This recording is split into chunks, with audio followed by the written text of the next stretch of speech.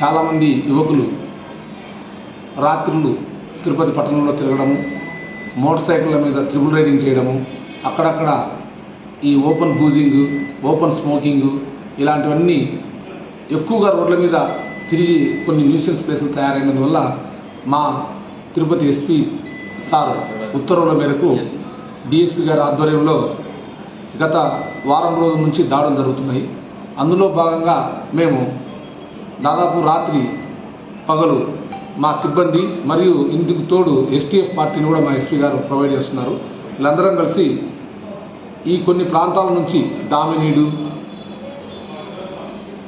మన ఐస్ మాలు, రేణిగుంట రోడ్డు అటువంటి వైపు నుంచి ప్రజలంతా అంటే ఈ యువకులంతా వచ్చి ఇక్కడ కొన్ని అసాంఘిక కార్యక్రమాలు చేస్తున్నందువల్ల వాళ్ళందరినీ పట్టకొచ్చి డైలీ ఒక 40-50 మందిని పట్టకొస్తున్నాం.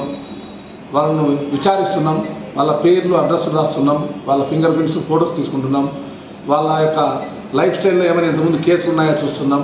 అటువంటి క్రిమినల్ చరిత్ర ఉన్న వాళ్ళను మళ్ళీ మేము బౌండర్ చేయడము, కౌన్సిలింగ్ చేయడం జరుగుతుంది. కాబట్టి తిరుపతి పట్టణంలో ప్రజలు ఇలాంటివి ఎక్కడైనా జరిగినా మా దృష్టికి 100 కాల్కి ఫోన్ చేసి చెప్పినా పోలీస్ ఇమీడియట్గా అలర్ట్ అవుతుంది. యువత కూడా చెప్పేది ఏమంటే అనవసరంగా రోడ్ల మీదకి వచ్చి అక్కడక్కడ కూర్చొని చిట్ చాటింగ్ చేసి కొన్ని అసాంఘిక ప్లేసుల్లో ఉండడం వల్ల, plus open smoking, open boozing చేయడం వల్ల, లేకుంటే గాంజా లాంటి అలవాట్లు ఉంటే ఇవన్నీ మానుకొని సక్రమైన పద్ధతిలో ఉండాలని మేము విన్నవిస్తున్నాం. తిరుపతి పట్టణంలో ఇప్పటి నుంచి ప్రతి స్థలాన్ని, ప్రతి ప్లేస్ని మేము క్షుణ్ణంగా పరిశీలిస్తాం. ట్రిపుల్ రైడింగ్ కానీ, సెల్ ఫోన్ డ్రైవింగ్ కానీ, చిన్నపిల్లలకు బండ్లు తీసుకొని రోడ్ల మీదకి వచ్చినా ఇమీడియట్గా పట్టుకొని కేసులు పెడతాం. కాబట్టి దయచేసి అందరూ డిసిప్లైన్ లైఫ్, ప్రజలు కోరుకునేది డిసిప్లైన్ లైఫ్. ఇండిసిప్లైన్ ఉన్న పీపుల్స్ను మేము కౌన్సిలింగ్ చేస్తాం, కరెక్షన్ చేస్తాం.